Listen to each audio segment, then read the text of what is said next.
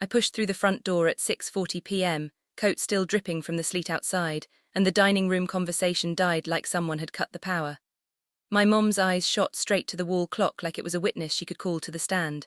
My sister didn't even try to hide her eye roll. She leaned toward my cousin and whispered, of course, just loud enough that every syllable reached my ears perfectly. Dad didn't look up from the turkey he was carving.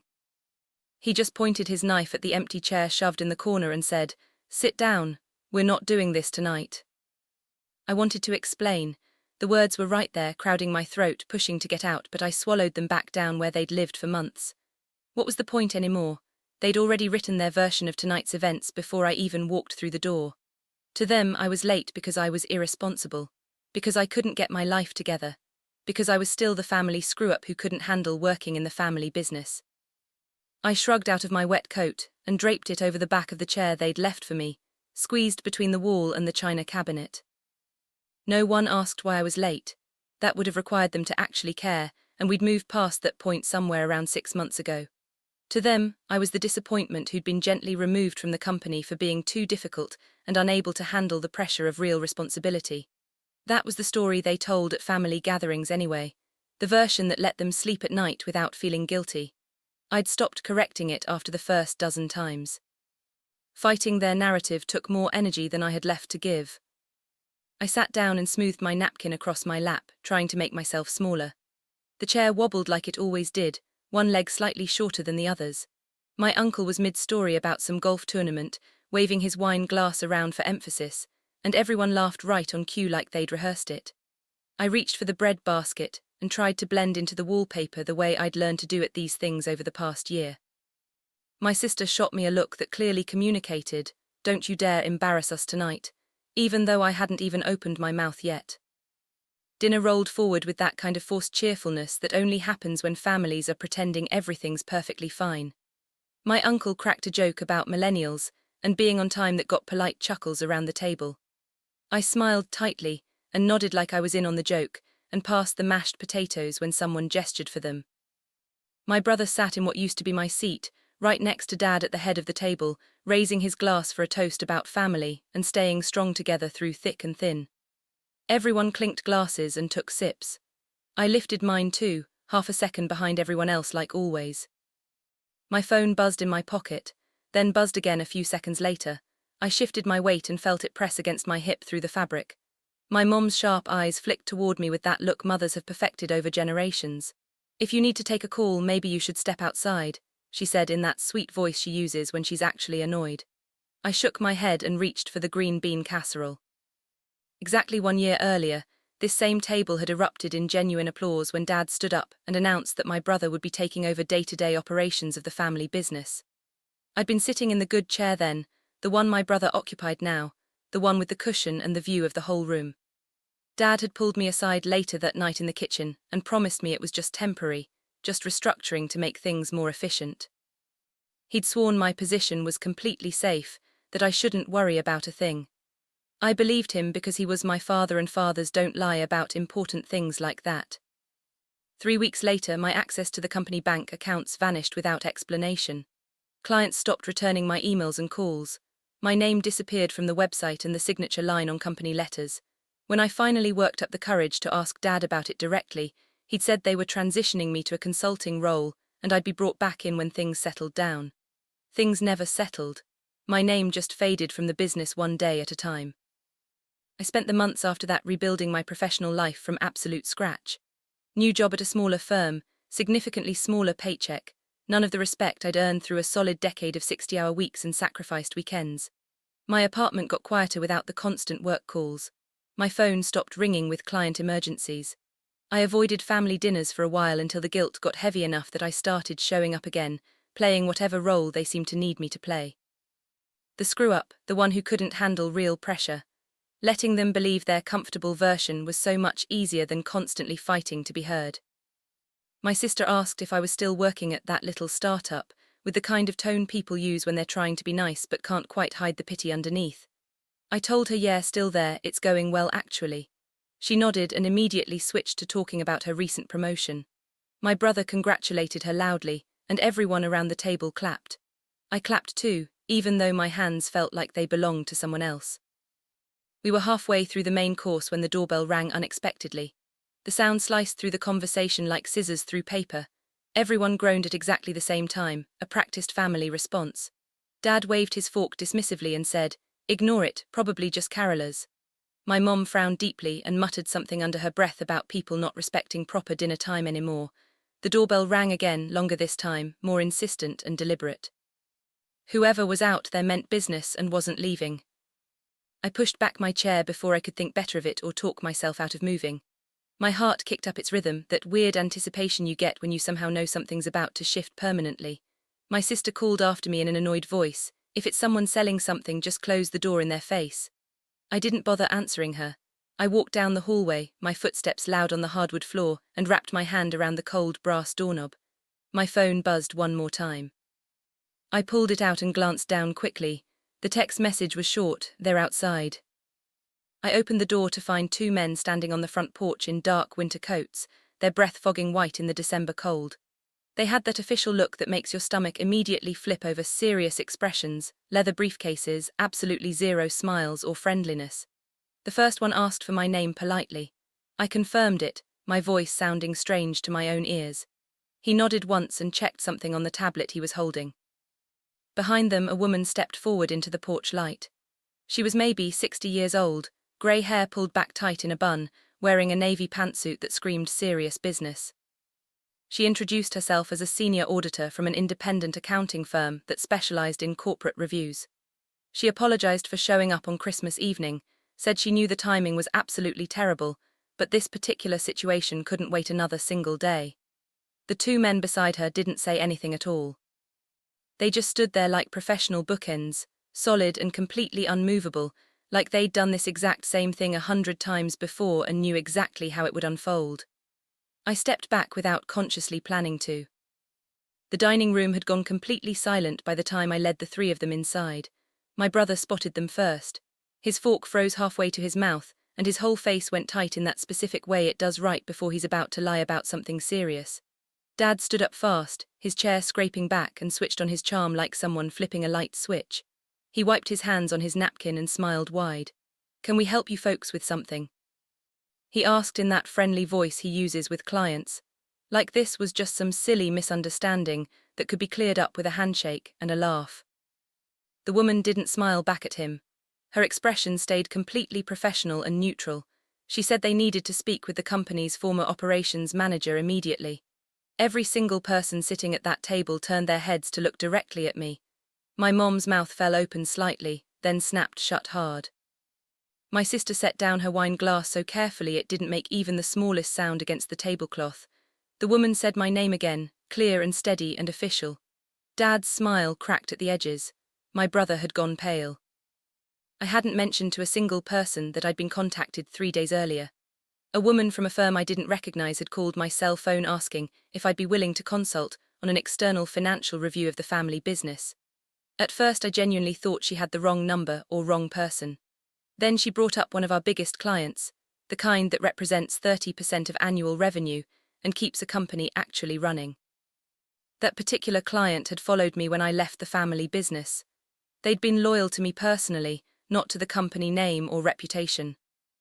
And after I was gone, they'd started noticing things that didn't add up. Small discrepancies at first, easy to overlook.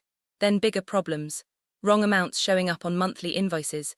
Services being billed that were never actually delivered or performed. The client had flagged these issues to their own accounting department. Those accountants had strongly recommended bringing in an independent audit firm.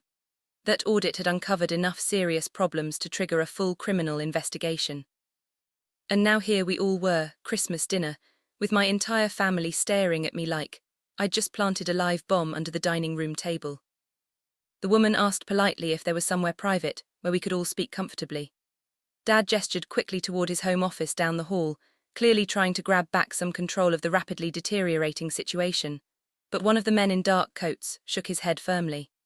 He said in a flat voice that it would actually be much better to discuss everything openly, right here, since multiple family members were listed as legal officers of the company on official state documents.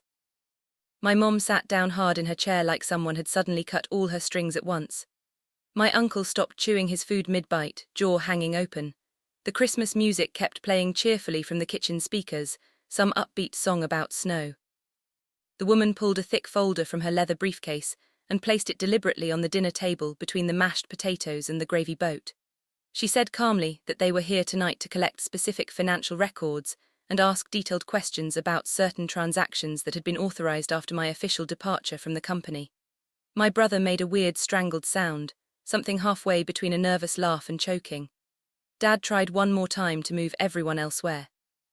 The woman said no, this was happening now. Dad kept trying desperately to steer everyone toward the hallway, away from the dinner table, away from potential witnesses to whatever was about to unfold. He was incredibly good at controlling family narratives, at keeping embarrassing business behind firmly closed doors where it couldn't damage anyone's reputation. But the lead auditor clearly wasn't interested in playing along with his preferred script. She stated matter-of-factly that since my mom, my brother and my uncle were all listed as official company officers on legal incorporation documents filed with the state, it made perfect sense to have this entire conversation with everyone present in the same room. She actually used the word transparency, letting it hang in the air. My brother stood up so fast his chair scraped across the floor with an awful screech that made everyone wince. "This is straight-up harassment," he said, his voice coming out way too loud for the enclosed space. "Showing up at someone's private home on Christmas evening, that's not how any of this works, that's not standard procedure at all." The woman didn't even blink or react to his outburst.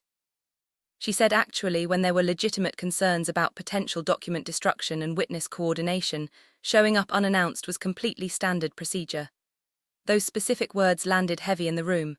Document destruction, witness coordination, serious legal terminology, dangerous implications. My sister's hand visibly shook reaching for her water glass. The woman asked directly and specifically who had taken over my exact responsibilities after I left the company last year. Every pair of eyes in the room slid toward my brother like they were being pulled by magnets. He laughed, the sound coming out sharp and nervous and wrong, and said I was seriously blowing my own role way out of proportion, that I'd been more like a glorified assistant than any kind of real manager with actual authority. I felt my jaw muscles tighten hard, but I didn't bother correcting him out loud. I didn't need to anymore. The woman opened her thick folder calmly and pulled out a printed spreadsheet absolutely covered in yellow highlighter marks. She started asking about specific transactions, reading off exact dates and dollar amounts and vendor names in a steady, professional voice. I recognized those numbers immediately, every single one of them.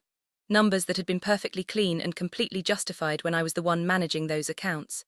She mentioned missing funds in a neutral tone, not a small amount that could be explained away. Not something you could blame on a simple typo or accounting error. Enough actual money to make my mom audibly gasp and cover her mouth with both hands. Enough to drain every bit of color from Dad's face. She asked if anyone present could explain why payments to certain specific vendors had suddenly tripled after I left. I didn't say the words "I told you so" out loud. I didn't have to anymore. The timeline the auditors were presenting was damning enough all on its own without me adding any commentary or vindication. It started literally the week after I was pushed out of my position. Every single account I'd managed carefully and responsibly for years, with proper controls and regular checks and quarterly reviews, had suddenly started hemorrhaging money at an alarming rate. Vendors that nobody had ever heard of before. Payments being made for services that didn't actually exist anywhere in reality. Invoices that didn't match up properly with any purchase orders on file. It was genuinely sloppy work. The kind of careless mistakes that happen when someone thinks they're way smarter than the system they're actively cheating. The woman asked about internal financial controls with the same calm, professional tone. Specifically, she wanted to know exactly why the dual approval requirements I'd personally put in place for any large transactions had been completely removed. Dad said something incredibly vague about streamlining processes to be more efficient and competitive. The woman nodded slowly and made a careful note on her legal pad. She didn't look even slightly convinced. Neither did the two silent men flanking her, standing there like judges at a trial. One of them asked my brother point blank if he'd personally authorized removing those critical safeguards. The questions kept coming relentlessly, one right after another, methodical and thorough like waves steadily wearing down a cliff face over time. Who had approved which specific transactions? When signatures were officially added to accounts or removed from authorization lists? Why certain long-time clients had sent multiple complaint emails about billing discrepancies that didn't match their signed contracts at all. Dad kept insisting repeatedly that this was all just simple bookkeeping errors, basic misunderstandings, minor things that could easily be straightened out with one simple meeting sometime next week when everyone had calmed down. The woman let him talk without interrupting, her expensive pen moving steadily across her legal notepad, recording everything being said. Then she asked in that same neutral tone why those particular bookkeeping errors only started appearing in the records after I was specifically removed from financial oversight responsibilities. Nobody sitting at that table had any kind of answer for that question. My uncle suddenly became completely fascinated with his cloth napkin, folding and refolding it into smaller and smaller squares. My sister stared down at her plate like it might offer some kind of escape route. My mom's hands were locked together tightly in her lap, her knuckles showing bone white through the skin. My brother finally looked directly at me for the first time since the auditors had walked through the door. Really looked at me with full attention, his eyes hard and cold and accusing, like I'd spent the last several months carefully planning this exact ambush just to publicly humiliate him in front of our entire family on Christmas. Like I'd deliberately orchestrated this whole massive disaster purely for personal revenge. I genuinely hadn't done any of that. I'd answered a phone call from an accounting firm. I'd agreed to help when they politely asked for my expertise. I'd told the complete truth when they questioned me about how things used to work before I left. That was literally all I'd actually done. But in his mind, in his version of reality, this was the ultimate betrayal, because I was supposed to stay quiet and small and tucked away in my corner chair where they'd put me. The woman asked me directly if I'd be willing to formally consult during their official review process.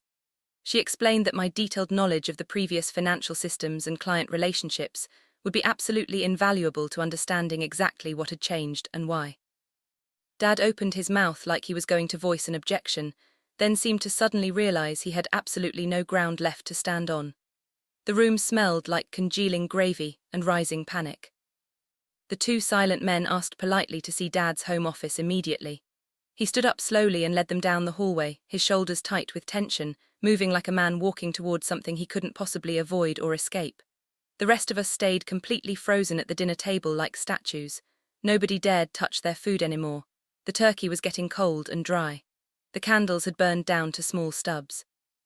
My mom kept whispering, "This can't actually be happening," over and over under her breath like a desperate prayer that might somehow rewind time if she just said it enough times. My brother slumped low in his chair, staring blankly at the wall across the room, his eyes seeing absolutely nothing. My sister's eyes had gone shiny and wet with tears. She was desperately holding back through sheer force of will and family pride. My uncle excused himself quietly to the bathroom and didn't come back for almost half an hour. I sat in my wobbling corner chair and felt the accumulated weight of every single dismissive comment, every casual eye roll, every time over the past year they'd made me feel like I was fundamentally the problem. I didn't feel victorious or vindicated. I just felt completely exhausted. When the auditors finally returned from searching Dad's office, they were carrying boxes with them. Standard file boxes with fitted lids, each one carefully labeled with dates and account names, pulled directly from Dad's personal filing cabinets. They thanked everyone present for their cooperation in that polite, professional way that doesn't actually leave any room for argument or refusal. They said someone from their office would be in touch very soon to schedule individual follow-up interviews with each family member separately.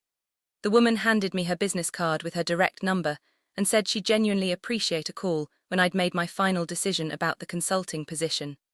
Dad didn't walk them to the front door. He just stood frozen in the hallway watching them leave. The door closed behind them with a soft click. The house felt like it had physically shrunk somehow, the walls pressing in from all sides. My mom started mechanically clearing plates even though absolutely nobody had finished eating their food, her hands shaking so badly that the silverware rattled loudly against the china. My sister excused herself without making eye contact and went upstairs quickly. I heard her bedroom door close firmly, then the distinctive sound of the lock clicking. The Christmas music had stopped playing at some point during everything. The silence that replaced it felt so much worse than any noise. Dad finally broke the awful silence. "Why didn't you warn us this was coming tonight?" His voice came out hoarse and thin, nothing like his usual confident tone. I looked at him closely, really looked at him for the first time in months and felt something crack open painfully in my chest. I told him as calmly as I could that I did warn him. Multiple times. I'd sent detailed emails pointing out problems. I'd asked direct questions about the accounts that weren't adding up. I'd specifically pointed out transactions that made absolutely no sense. And he'd chosen to believe my brother's convenient explanations instead because they were so much easier to accept. He didn't argue with me or try to defend his choices, didn't make excuses. He just stood there in the hallway looking older than I'd ever seen him look in my entire life and nodded once, a tiny movement of his head that might have been agreement or might have just been defeat. My mom dropped a plate suddenly. It didn't shatter into pieces, just clattered loud and harsh against the granite counter, but the unexpected sound made absolutely all of us jump. She didn't bend down to pick it up. She just stood there with both palms pressed flat against the counter, breathing hard and fast like she'd just run a marathon.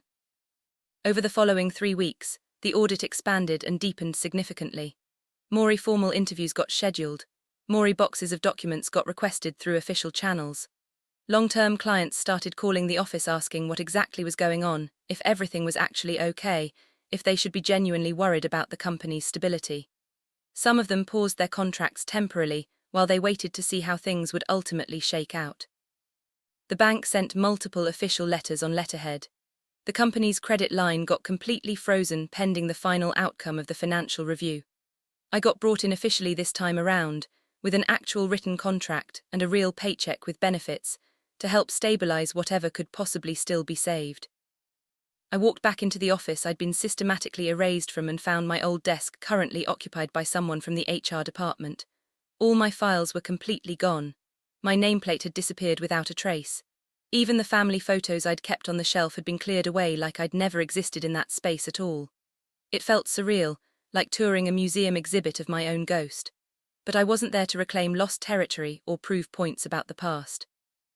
I was there to stop the financial bleeding before the entire operation collapsed completely. I set up at a temporary desk in the corner and got to work reviewing everything. My brother stopped showing up to scheduled meetings after the first week. Then he stopped coming to the office entirely, just disappeared without explanation. His name got quietly removed from all the official company filings and legal paperwork. There was no big dramatic confrontation in front of everyone. No shouting match where people said things they couldn't take back. Just natural consequences stacking up one by one, the inevitable result of choices he'd made thinking nobody would ever check his work. Dad seemed to age an entire decade in the span of just 1 month. His hands developed a noticeable shake when he had to sign important documents. He stopped making direct eye contact with people, even with me. The business survived everything, but just barely. We lost clients we'd maintained relationships with for years and years. Revenue dropped by almost 40% in a single quarter. We brought in outside oversight consultants, implemented new financial controls, brought in new people who didn't share our last name and didn't care about family loyalty or keeping secrets. I helped wherever I could and stayed emotionally detached everywhere else. This wasn't my company anymore in any meaningful way. Maybe it never really had been, not in the way that actually mattered or meant anything real. The next family dinner happened exactly 6 weeks later, much smaller gathering this time around, just immediate family members, no extended relatives invited, no family friends, no formal toasts or speeches about togetherness. My chair wasn't shoved in the corner against the wall anymore. Someone had deliberately moved it to the middle of the table. My sister asked about my current work, her voice extremely careful like she was testing the thickness of ice on a frozen pond. I told her briefly that things were going fine, nothing dramatic. She nodded and didn't push for details she didn't really want to hear anyway. Nobody made jokes about me being late to things anymore. Nobody dropped casual comments about personal responsibility or finally getting my act together. They passed me serving dishes without me having to ask first. My mom offered me more wine before my glass was even close to empty. The conversation stayed consistently polite and almost painfully formal, the way you talk to someone you're actively trying to impress or maybe someone you're slightly afraid of now. It felt strange and unfamiliar. I wasn't entirely sure I actually liked this new dynamic better than the old familiar one. At least before I'd known exactly where I stood. I didn't take back my old role when they finally offered it to me officially. I didn't want it anymore if I was being honest with myself. The consulting work wrapped up completely after about 2 months of intense effort, and I stepped away again, this time entirely on my terms with my head held high. I had solid offers from other companies by then anyway, places that didn't come with decades of complicated family baggage and suspicious looks across dinner tables. Significantly better pay than before. Much better hours and work-life balance. No holiday dinners required as part of the job description or family obligations. Dad called me one evening to ask if I'd seriously reconsider staying on with the family business permanently. I told him no as gently as I could, kept my voice kind and even, and he didn't try to argue with my decision. He just said quietly that he understood completely and that he was genuinely sorry for how everything had gone down over the past year. It was the first time I'd ever heard him apologize for any of it, for any of the pain. It didn't magically fix what was broken between us, but somehow it still mattered anyway. I thanked him sincerely for saying it out loud and ended the call before the silence got too heavy and uncomfortable for both of us. The business kept going and operating, but it looked completely different now from what it had been. Smaller operation overall, quieter and more cautious. They sold off one entire division to cover mounting debts and legal fees and brought in a managing partner who wasn't related to anyone in the family by blood or marriage. My brother eventually found work at another company across town, something entry-level that didn't involve handling money or financial decisions. We didn't talk about it at family gatherings. The whole family dynamic had shifted in fundamental ways that couldn't possibly be undone or walked back. Genuine respect had replaced casual dismissal, not because anyone suddenly loved me more than before, but because reality had brutally forced them to see things differently. I didn't feel triumphant about any of it when I let myself think about everything. Mostly I just felt sad. Sad for what we'd lost as a family unit. Sad for what we'd apparently never really had in the first place underneath all the pretending. Sad that it took auditors and investigations and public humiliation for them to finally treat me like someone actually worth listening to. But I also felt noticeably lighter somehow. Like I'd finally put down weight I'd been carrying around for years, without even fully realizing how heavy it had gotten, or how much it was affecting everything. The following Christmas, I showed up early for once in my life. I brought expensive wine I'd picked out carefully and homemade dessert I'd spent hours making and helped set the formal table before anyone even thought to ask me. My mom hugged me tight at the front door, holding on noticeably longer than usual, like she was afraid I might disappear if she let go. Dad poured me a generous drink without waiting for me to request one. My sister genuinely complimented my new coat. Nobody mentioned last year's disastrous dinner at all. But the memory hung thick in the air anyway, present in the overly careful way everyone spoke, in the extra physical space they gave me at the table, in the fact that my chair wasn't hidden in a corner anymore. We ate relatively peacefully. We talked about safe, neutral topics like weather patterns and movies we'd seen and plans for the coming new year. My brother didn't come to dinner. His obvious absence went completely unmentioned by everyone at the table, a gap we all noticed but nobody dared acknowledge out loud. The evening felt fragile and delicate, like we were all walking carefully on ice we couldn't quite trust to hold our weight, but it wasn't actively hostile anymore. Just different. We were all different people now. I left before dessert was completely finished, saying I had an early morning meeting. Nobody tried hard to convince me to stay longer. Being late that night hadn't ruined Christmas the way they'd all feared it would. It had corrected a story that had been running too long without anyone bothering to question it. Sometimes the reason you're late doesn't need a lengthy defense or detailed explanation. It just needs to walk through the door right behind you and speak clearly for itself. I'd spent years desperately trying to prove I was reliable, capable, worthy of their respect and trust. In the end, I didn't prove anything myself. The numbers and the truth did it for me.